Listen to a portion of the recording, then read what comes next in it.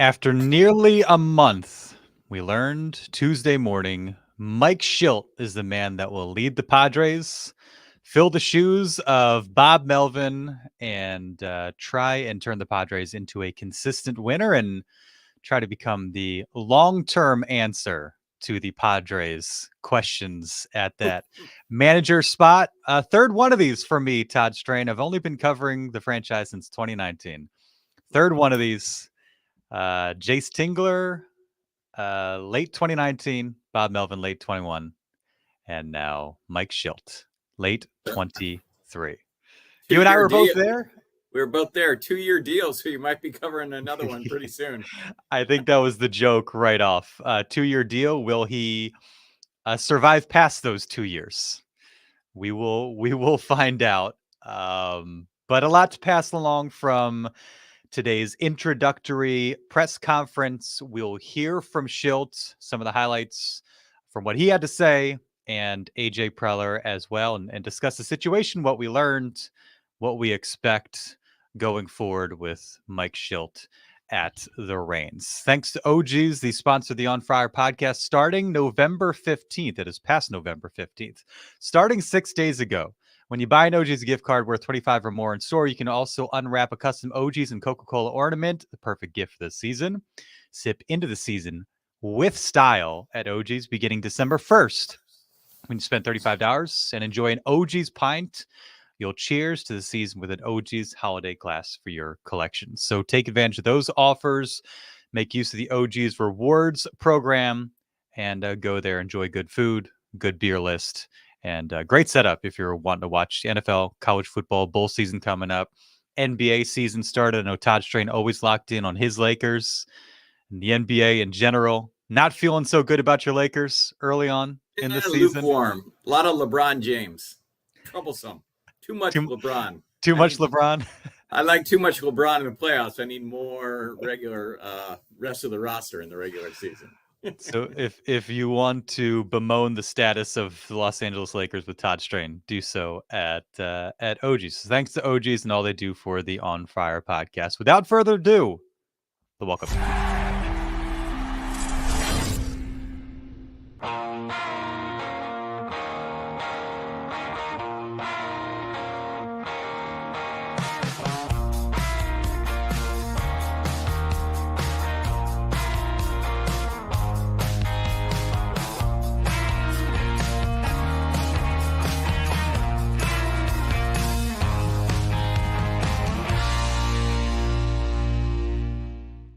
It is the On Friar Podcast. He is Todd Strain. I am Darnay Tripp, joining you Tuesday evening, the day the Padres officially hired Mike Shildt to take over the organization, to take over the Major League Ball Club. And if you are joining us live on YouTube, make sure to hit the chat. Let us know what you think about Mike Shildt, what you think about today's news and his fit with the Padres. We will get to your comments. Appreciate you watching there or on NBC7.com, NBC7 streaming channel on Roku or in your podcast app.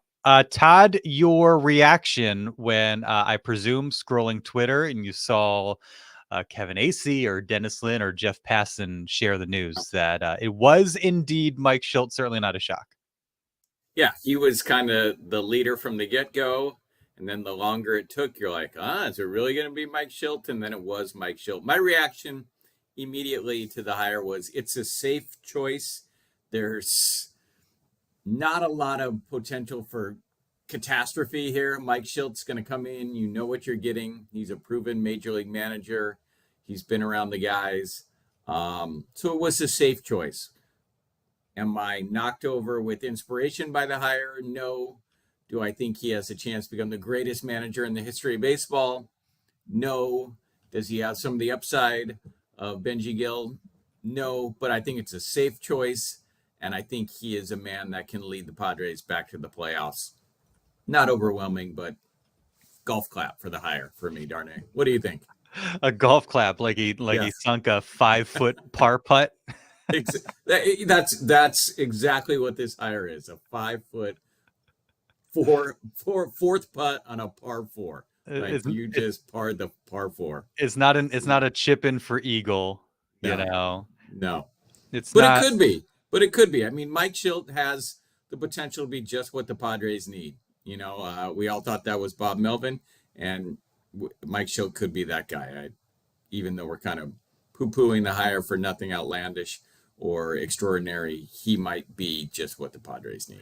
Well, and I think you hit on something because we've had both ends of the spectrum in their last two hires. Jace Tingler, who was like, who?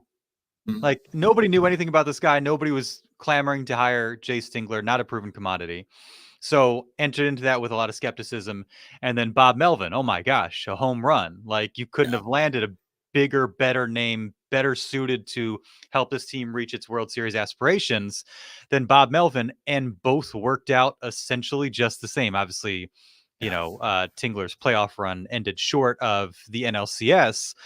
But we've seen two very different hires that the reaction to those two drastically different, and it resulted in 2 years and one playoff appearance. And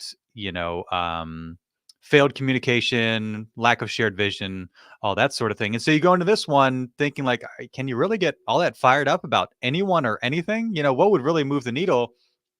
I think Benji Gill was the guy that would have provided a little bit of jolt and like, okay, that's interesting. That's intriguing. Different profile, Latino manager, Spanish speaking manager. Now, Jay Stingler did speak Spanish, but a native of Tijuana, a San Diego guy, those ties, manager of Team Mexico, all that just made him kind of a more intriguing, option for the Padres. Aside from that, Phil Nevin wasn't moving the needle a whole lot. Ryan Flaherty wasn't moving the needle a whole lot. Adrian Gonzalez would have been interesting. Apparently, he was interviewed by AJ Preller, but you just went into this thinking, okay, it's just going to be what it is, and we don't know how much it means and how much of a difference it'll make. But hopefully, they have somebody who's best suited for the job, and I think that's the question with Mike Shildt going forward on a 2-year contract.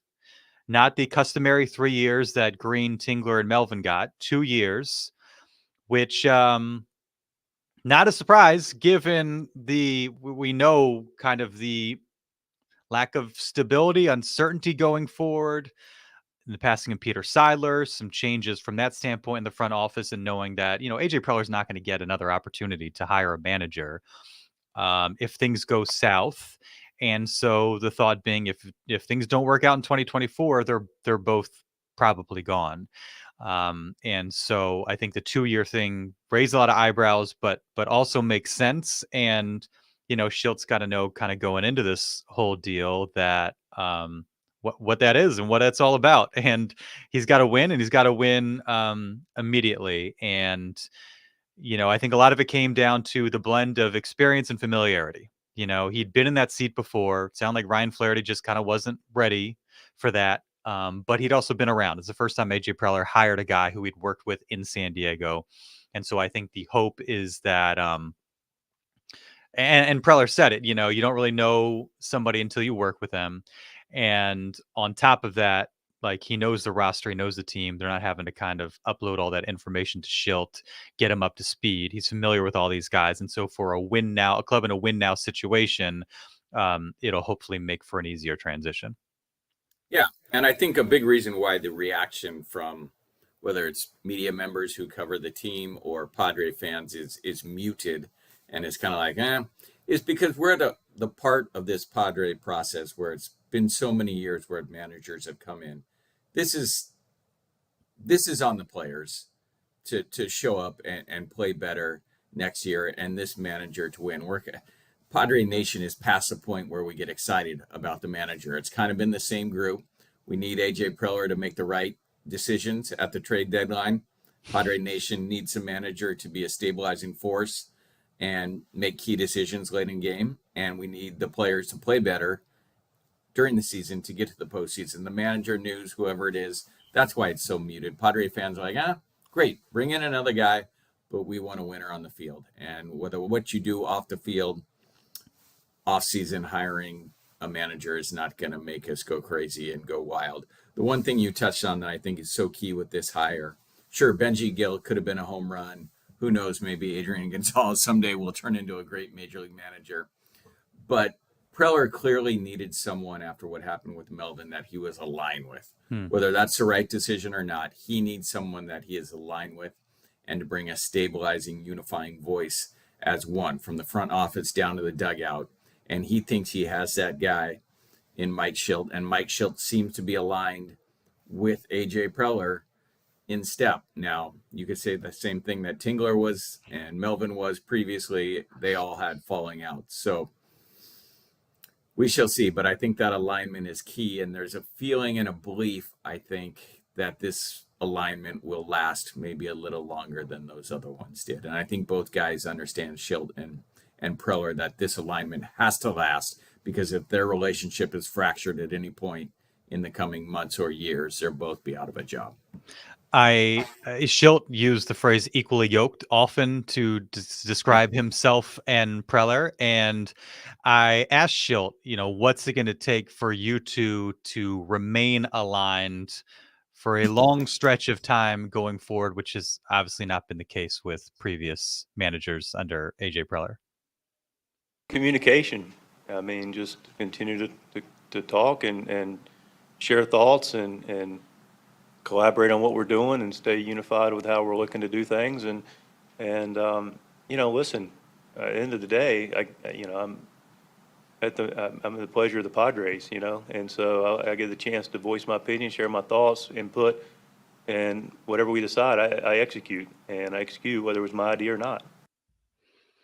I think he saw himself going to I'm at the mercy of the Padres and probably thought that probably doesn't sound too great. So he pivoted to I'm at the pleasure of the Padres. But I think we understood what he meant there. But I think reading between the lines sounded like a guy that is ready and willing to take what's handed down to him and enact that, which wasn't seemingly the case with Bob Melvin. He wanted to do things his way. And it seemed like that's where things kind of clashed between he and Preller. Preller having some idea of how things should be done, Melvin having his own vision, and those two just kind of not aligning and not being able to remain on the same page. Shildt, like you said, it might not always be my idea, but I'm at the mercy of the Padres, and it's my job to kind of carry that forward. Mercy and the pleasure of the Padres. And I mean, a good judge in how a manager is going to do is often his previous stops, and the praise of Shildt from St. Louis, whether it be people who covered the team or former players, is pretty strong. He seems to be a manager that everyone likes, and he had a lot of high praise in that organization until falling out with the top guy there. So that bodes well for Shildt, because you can always win the press conference. You can say the right things. That's easy. He's a baseball lifer. He knows how to do that. But I think what you're hearing from St. Louis only adds to that this is a pretty safe hire and a pretty solid hire. And I Shilt's good with the sound bites, man. He's got a vociferous vocabulary. He throws in the moonwalk. He wants to see Tatis moonwalk. He's got some other good ones. Yeah, I liked his sound bites. They're good. I think people are going to go to the puppet thing. Yeah. Because of the way he answered that question. Yeah. It kind of leads you to believe that he's happy to be a puppet, fairly or not, if that word is fair or not, that he will do what other managers failed to or weren't willing to do. And that's kind of defer to AJ Preller and say, okay, these are your wishes. We'll go with that. But as you mentioned a few weeks ago in one of the earlier podcasts about the search, you're kind of echoing that. Like, if we're going to allow AJ Preller to stay as general or team president, baseball operations, then go full Preller, right? You talked about this. Find people in that organization that validate AJ's way of thinking, way of acting, way of playing, way of coaching, and do what he wants to do and go full Preller. And then you'll know if his way really works. What's the point of having contrasting voices if the decision is always going to be what AJ wants? So go full Preller. So I think this is a move in that direction. Yeah, Shildt said you don't always have to agree, but have to have each other's back in the end. It is interesting. I mean, he Cardinals parted with him due to philosophical differences. Yes. And now he joins a franchise where the general manager has seemingly had philosophical differences with previous managers. But it's like dating, you know what I mean? You might not be a fit with this person, you might not be a fit with this person. Maybe there's some drama here, but then those two people come together and maybe they sync up for whatever reason. So I think that's kind of what everybody's hoping, that this is the match made in heaven that we've been waiting for, and the experience together and the familiarity and the conversations they've been able to have. I mean, AJ saying, in a sense, the last couple of years were a job interview. One of the things that was interesting, and AJ kind of mentioned it, like, so he came after 2021, third appearance in the postseason with the Cardinals. That was the year they won 17 straight. Padres were scuffling, as Peter Seidler said, a once in a century collapse. And who was in the rear view, Todd Strain? It was the St. Louis Cardinals. And you might remember a back-breaking series in St. Louis, Emilio Pagan giving up a crucial home run and late, I think, in a 2-1 ball game to give St. Louis the lead and eventually the win on I think it was a Saturday night. And you felt like, okay, that's probably it. And Cardinals have this incredible run. And I was reading up, it sounded like Shildt and somebody kind of dug into some analytics, and that really clicked for them offensively and got them going, bunch of game-winning hits. And they had that magic that we see often in baseball that this last Padres team did not have. So they have this run, 2021, make the playoffs, lose the Dodgers in the wild card game. He surprisingly gets fired. Very emotional. A tough deal for him, and ends up as a senior advisor with the Padres. Preller kind of referenced, he just wasn't ready yet to step into that seat, which leads you to believe that was part of the conversation before they hired Bob Melvin. Like, oh, Shilt's available, maybe he can kind of step in. And I hadn't really thought about that even as a possibility in the past, that maybe Shildt was viewed in that light as that immediate replacement in 2021. But he talked about now being ready, having had a chance to kind of process it, be around for a little bit, get familiar with the situation, and now seems kind of motivated and and fresh or whatever, to kind of have this opportunity to be a manager again after a tough ending in St. Louis, and certainly grateful to have, as he called it, his second act. Yeah, and the second act for a manager is often their best act. We've seen that where managers bomb out or are not highly successful in their first one, and then they go to great success in their next stop. And yeah, Shildt, I mean, in his 3 full seasons with the St. Louis Cardinals, he led the Cardinals to the playoffs in each of those 3 seasons. He was surprised when he was fired, as you said. He received a call, and he thought it was going to be about a contract extension. Instead, it was parting ways. So he's a baseball man. He worked his way up from a scout at a very, very early age. As I referenced earlier, he is highly liked by those that have come in contact with him, and hopefully his second stint as a manager in San Diego will be highly successful and bring the Padres the kind of success and the fluidity and that they want in an organization that they've been shooting for. And they even talked about it today, the first world championship in Padre history. So a little hyperbole there, but that would be nice. You got to drop that too, right? Got to drop that somewhere in the press conference. Shildt said he'd done a lot of reflection, thinks he's a better version of himself. What's interesting, in the scrum after the presser, Preller was asked, did you talk to players? And he said, people have referenced that as something that's happened in the past. Wasn't really the case this time. Didn't do a whole lot of that. And I think, you get a different opinions, and you have to weigh that. And if you talk to Manny, he says this, and then Tatis and says that, and you go in one direction rather than the other. It sounds like, I'm reading between the lines, you just kind of get yourself into a hairy situation when you seek too much input, but then don't follow through on one side. But what he did say is, in their end of year meetings, they just talk about like, hey, who's helped you along the way, that sort of thing, what's been beneficial for you. Mike Shildt's name has come up. And so I think I think that was part of it as well. Just like some extra feedback that like, hey, this is a guy that's been beneficial to members of this club. And I think it jives with what the Padres brass has been saying and those within the organization, that sure, there were some issues with this season, but there was also a lot of fluke, that if you played this season out, those in the Padre organization believes 10 times, 8 times it would have had a much better result and made the playoffs and a much different outcome. So that goes with, let's bring the gang back together, as many players as we can, as many people in the front office. And Shildt is kind of like bringing the manager back. I know he's not Bob Melvin, but he was with the team. He's been with the team. He knows how that team personalities work, and he knows how the team works on the field. So it's kind of almost, in a way, even though it's strange to say because it was so dysfunctional, it's almost like running it back. And this year it's just going to be better because it has to.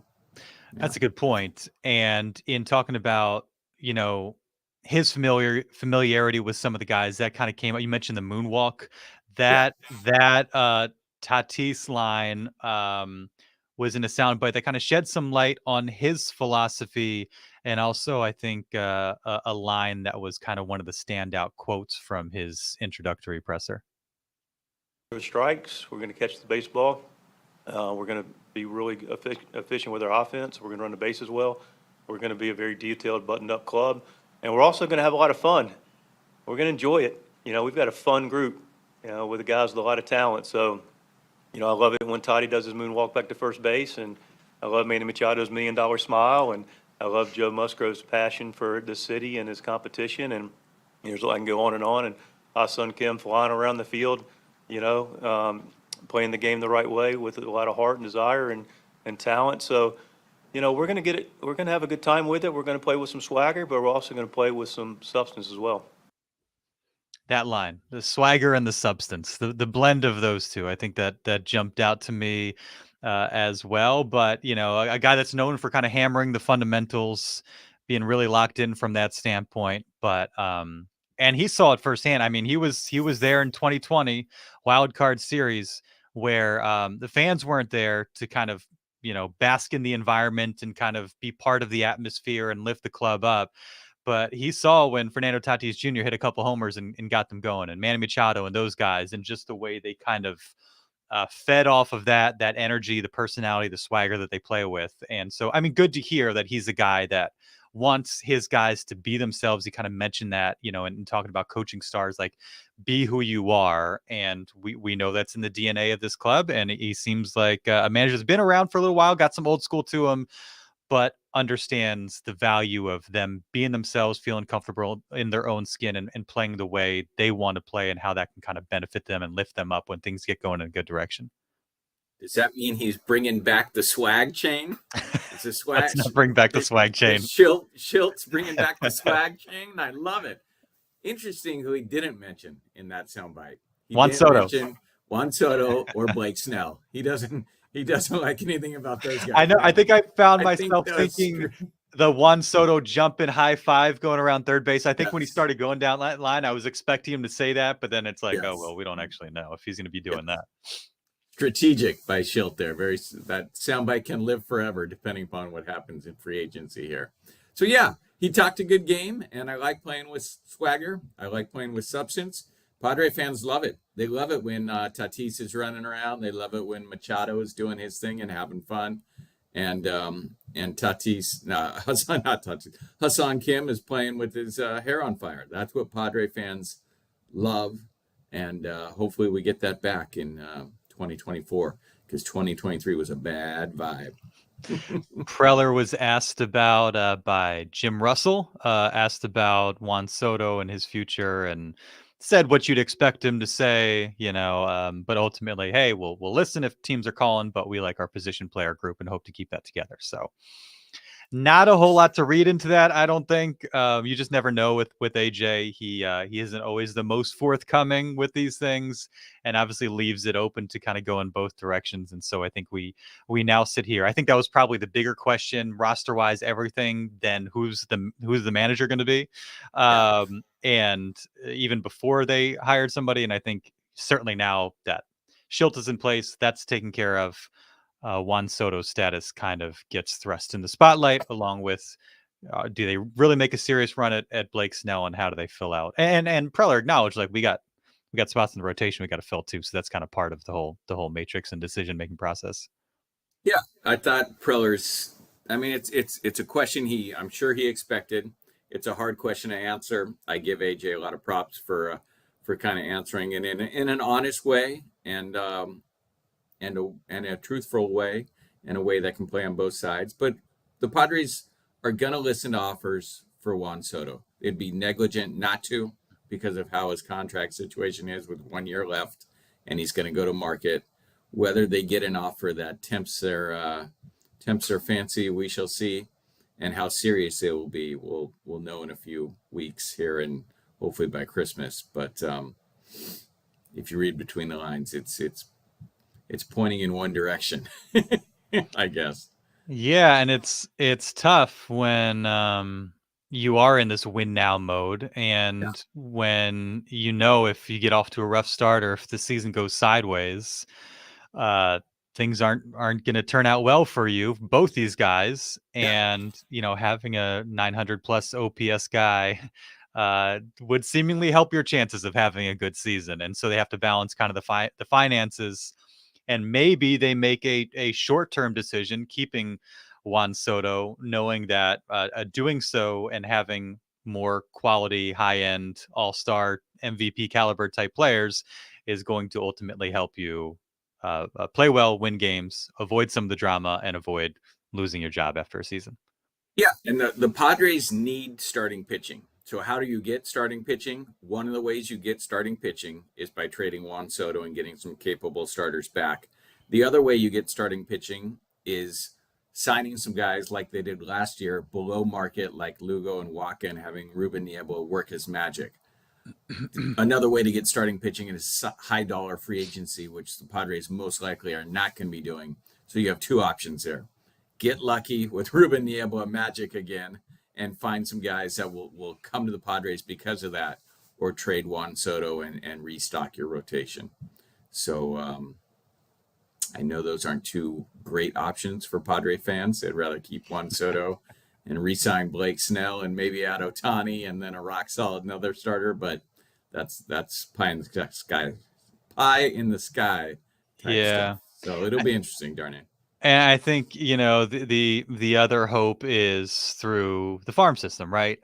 Because it was a good year for the farm. Padres have a farm system? Yes, This is the first I'm hearing about it. Believe it or not, there's some guys they haven't been traded yet, so we'll see. What another interesting thing with Mike Shildt and his background. I mean, and you mentioned it. He came up like a minor leaguer. I mean, he started at the lowest level, worked his way up, got to the big leagues, and has had some success.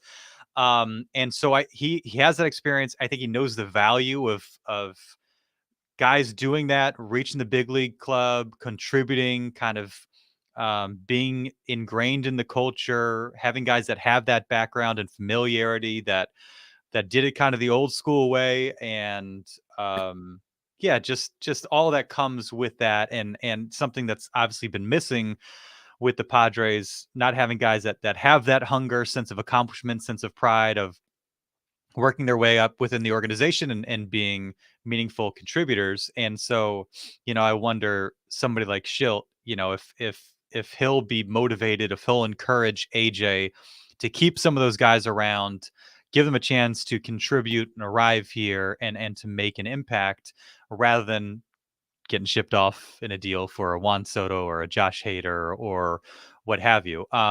But with guys, I'm looking at, if you look at like their top prospects, and if you look at their pitchers now, Uriarte, ETA 2024.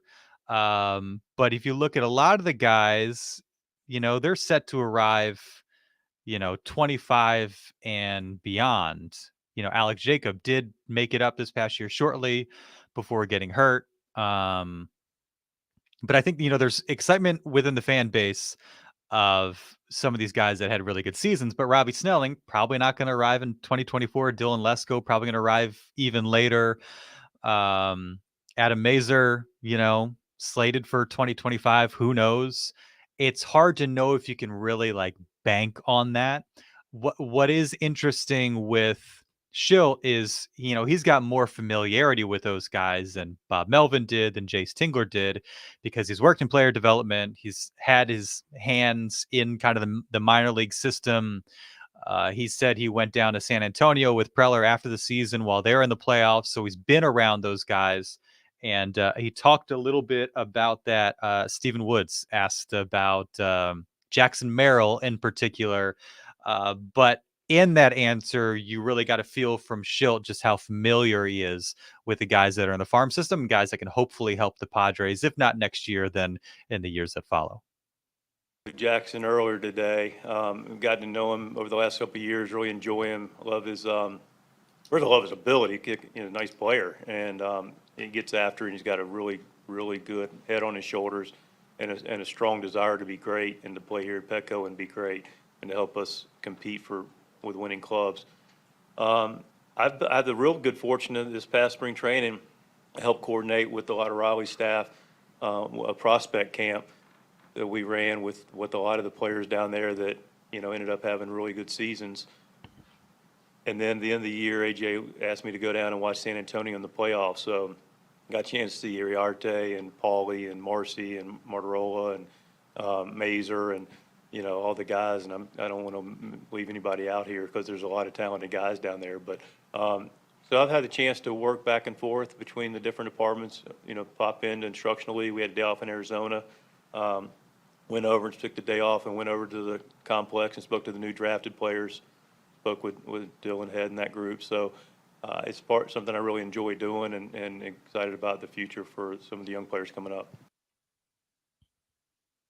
Yeah, that's interesting. I mean, part of when you come up to the big leagues, if you have a manager who believes in you and is familiar with you and can make you feel comfortable, that goes a long way to big league success.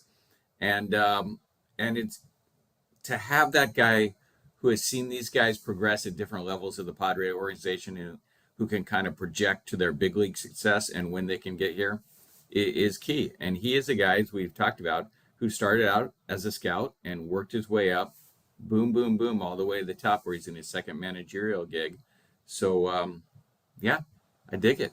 It's definitely not a negative, whereas if you were bringing in someone like Phil Nevin or Benji Gill or Adrian Gonzalez, those guys are not at all familiar with the Padres organization or most likely don't have any sort of relationships with any large number of Padre prospects. So it can only help. It can only help, whereas Bob Melvin may have been a little bit distant from some of those Padre minor leaguers.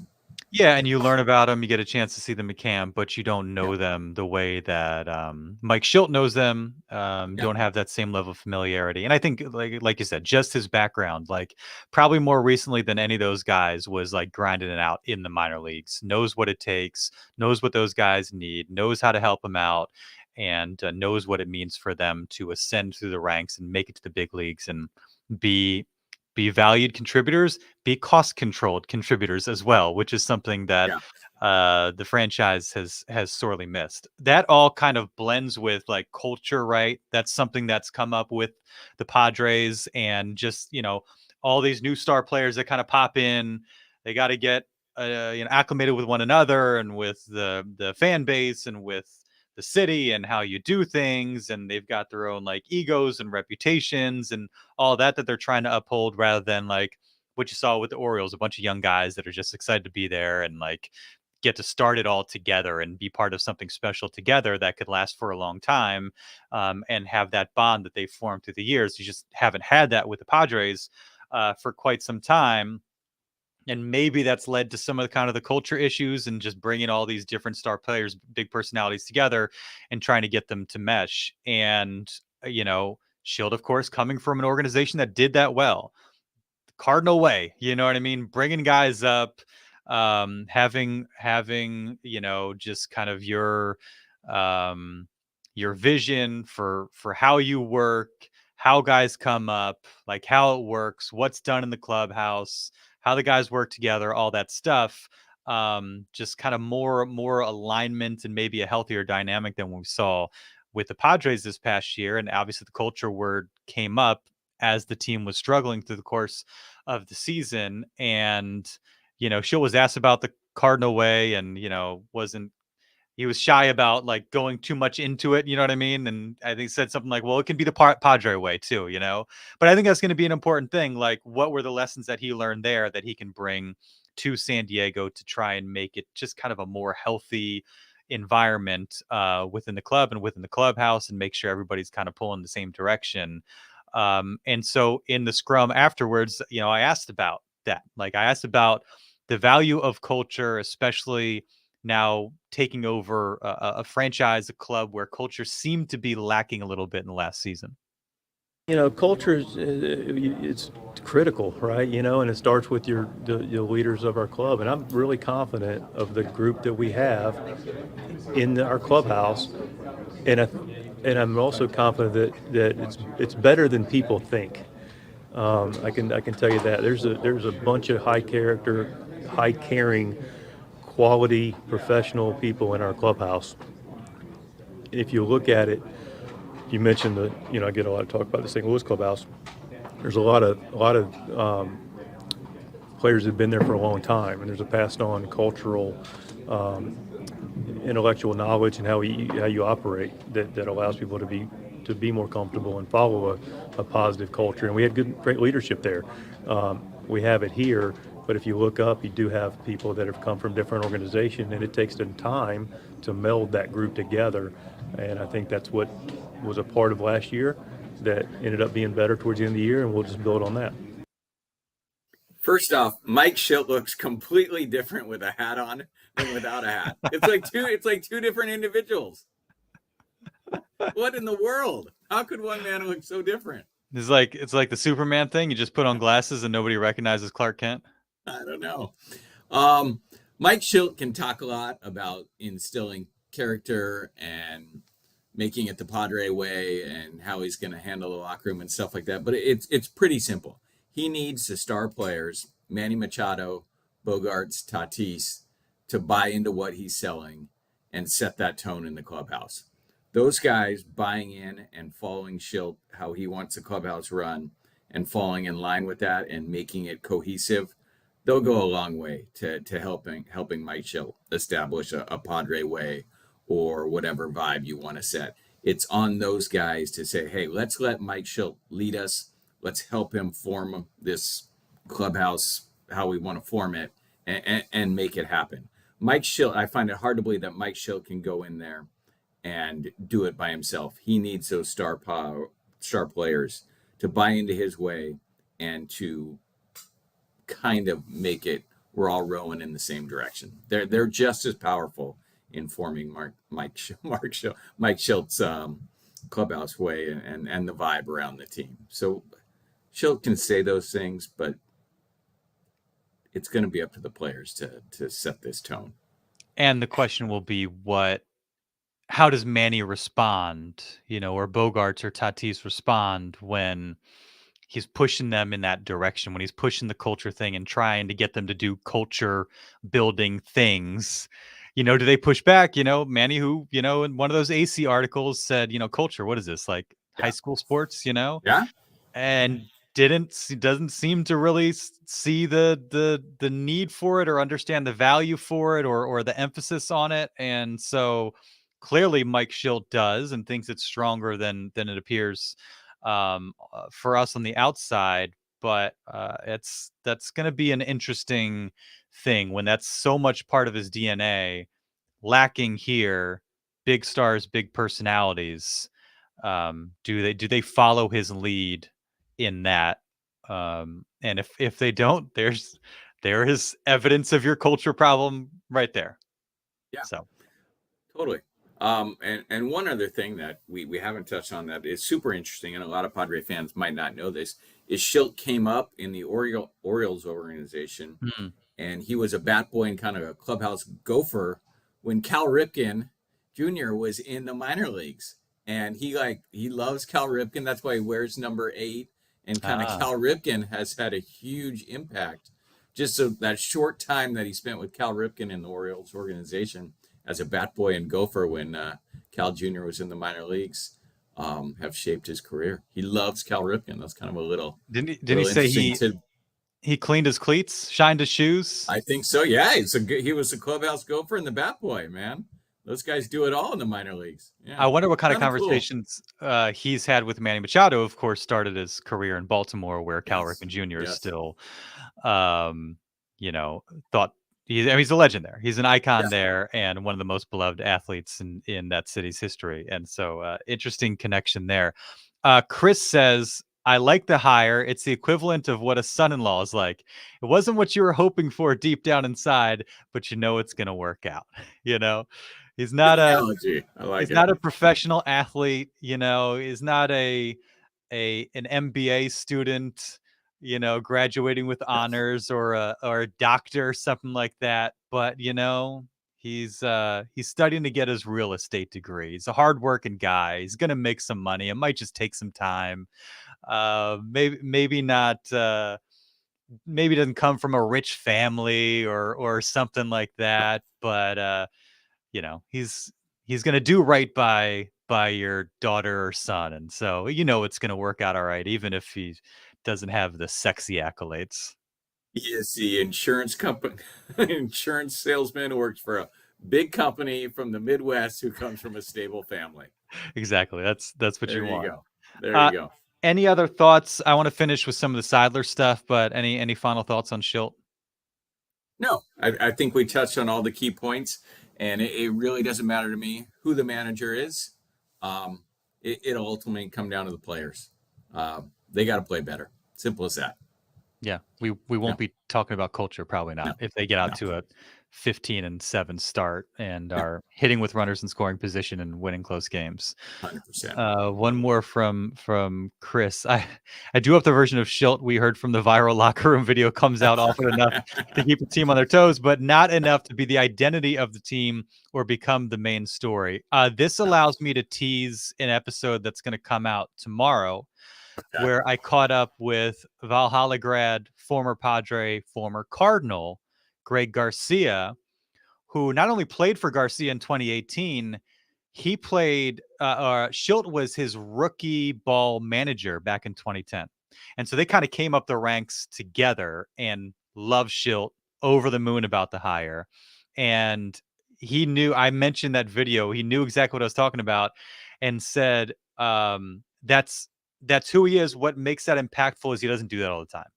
And it comes out from time to time. It comes out when it's authentic, when he means it, and it doesn't seem forced.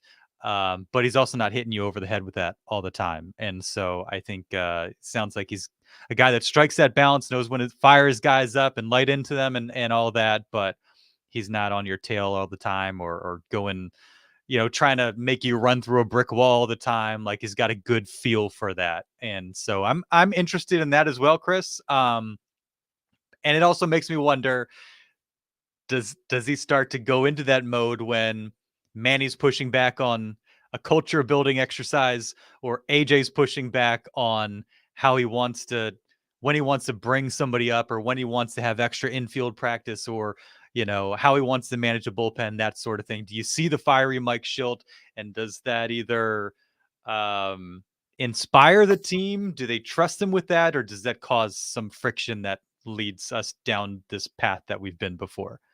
Yeah, if we see that fiery Mike Shildt before June, that could mean trouble. Let's Well, say this was a that, good right? fiery Mike Shildt. This No, was I a know, good I know, fiery I Mike know, Shildt, I but know, I know. Yeah, yeah, yeah. that'll be The interesting. Randy Rosarena video, right? The Yeah, leaked yeah. video, yeah, yeah.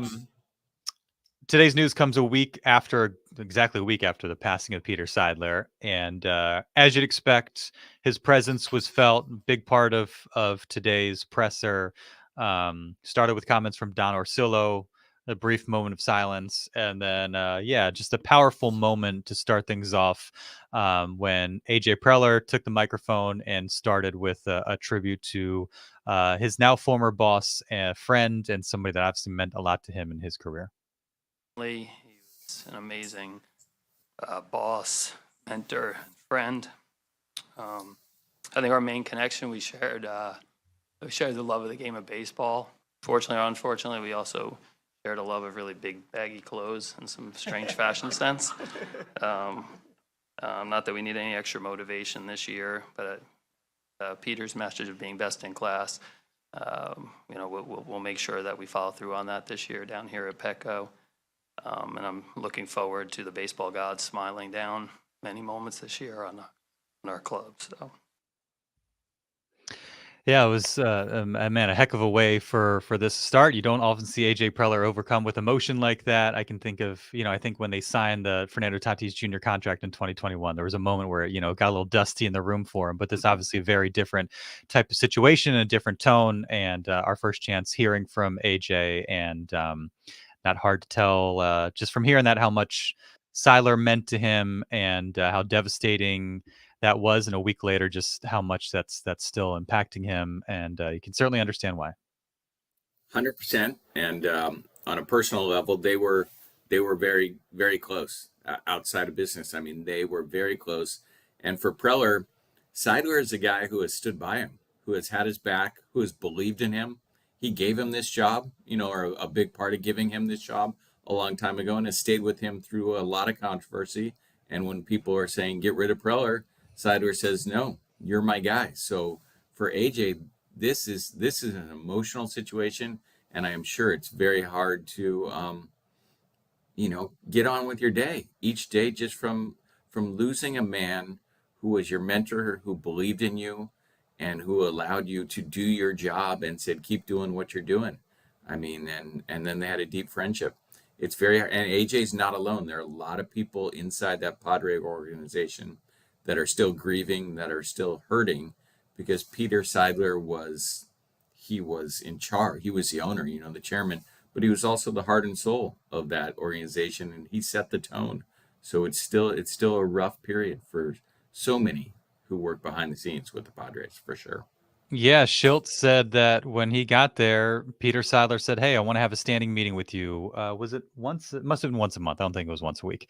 I believe it was once a month. And, it wasn't 10, 15 minutes. He carved out an hour, sometimes more, just to talk to Shildt about baseball and other things. And you just get the sense that that sort of thing is rare. And Shildt is a senior advisor. He's not a manager. He's not a star player.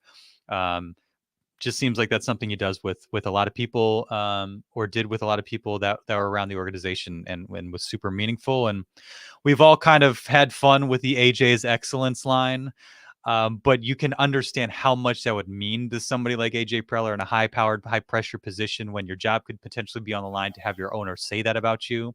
I think if any of us in our careers had a boss that said Todd Strain is excellence, which I do believe Todd Strain is excellence. Thank you.